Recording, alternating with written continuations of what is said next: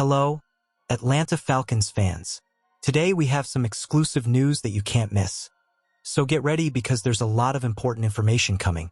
Before we start, we'd like to take the opportunity to subscribe to the channel, activate the bell, and stay up to date with all the news about our Atlanta Falcons.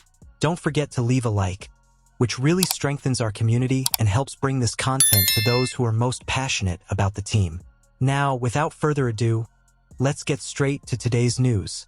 Falcons' no Kirk Cousins contract isn't ideal for backup QB.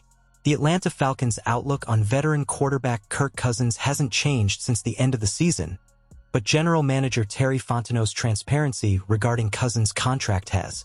Fontenot said Tuesday at the NFL Combine in Indianapolis that Cousins is still the Falcons' backup amid talk of a possible trade or release when free agency begins March 12th.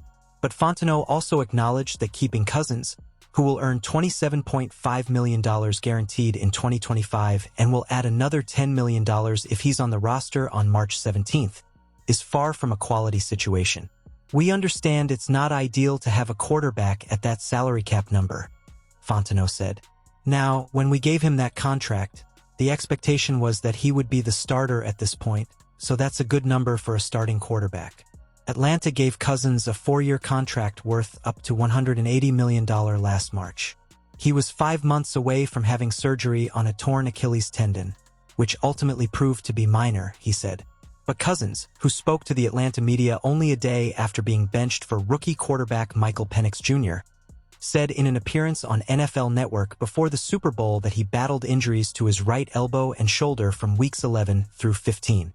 Cousins said he suffered the injury in a Week 10 loss to the New Orleans Saints, which began a 5-game stretch in which he threw just 1 touchdown and 9 interceptions as Atlanta went 1-4. At the time of his benching, he had thrown an NFL low 16 interceptions. Cousins, 36, appeared on Atlanta's injury report the week after the loss to the Saints, but he was a full participant in the team's 2 full practice sessions, Thursday and Friday, and did not have a game designation. Fontenot and Falcons coach Raheem Morris said they were not aware of any other injury issues facing Cousins.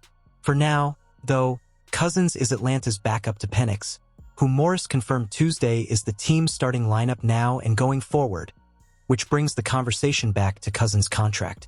Fontenot said at his end-of-season news conference on January 9th that Atlanta is comfortable with its financial situation at quarterback, a statement he reiterated Tuesday. "Now that he's the backup, when we say we're comfortable, we're talking about the total funds allocated to the quarterback position, and that's already been budgeted," Fontenot said. "And so he was expected to start at that point, but now he's a backup. Again, he did well at the end of the season, and so when we look at our team, we're comfortable at this point."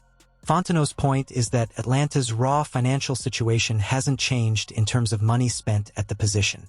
Regardless of whether or not Cousins is on the team, or if he retains the starting role, the Falcons' financial commitment to quarterback is the same as it was expected to be last offseason, just with inefficient distribution between Cousins and Penix. Atlanta Falcons draft target has record-breaking day at NFL Combine. Former Texas A&M Aggies defensive end Shamar Stewart had a memorable performance at the NFL Combine. The Atlanta Falcons have been linked to several defensive prospects ahead of the 2025 NFL Draft. The Falcons didn't play coy in Indianapolis, making their intentions known using all 45 available prospect interviews on defensive players. One of the most popular mock draft targets for the Falcons is Texas A&M defensive end Shamar Stewart. Stewart is a polarizing prospect because his college production hasn't matched his tremendous physical gifts. At 6'5" and 270 pounds with defensive back agility, Stewart has produced just 4.5 sacks in 3 years for the Aggies. Considered the best make-or-break prospect, Stewart went boom at the NFL Combine on Thursday. It was understood he was a special athlete who would test well, but all he did was put on the best performance of any defensive end ever. Stewart lost 14 pounds at his Senior Bowl weigh-in in late January, and his agility scores showed a leaner, quicker, more explosive player. Watching him over 2 days at the Senior Bowl, it's easy to see both the tantalizing potential and the frustrating lack of production. At this stage of his career, Stewart is a finesse player. He lines up as a 280-pound edge rusher, and while he has incredible agility for a 280-pound player, he's not running many offensive tackles, not at the college level and certainly not in the NFL. Once offensive linemen got their hands on him, it was over.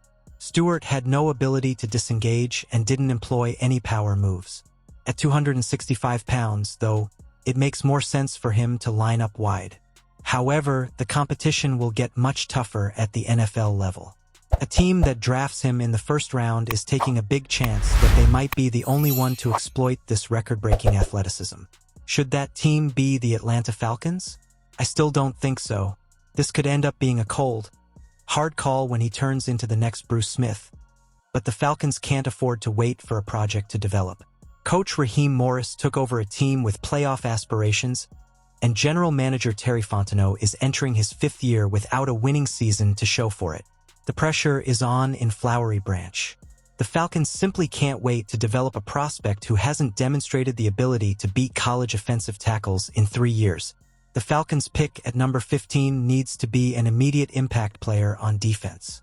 Shamar Stewart is the ultimate make-or-break candidate in this year's NFL draft. With his performance on Thursday, Fontenot may not have to worry about having that pick when the Falcons are on the clock. Another team might think they'll be the one to release Stewart,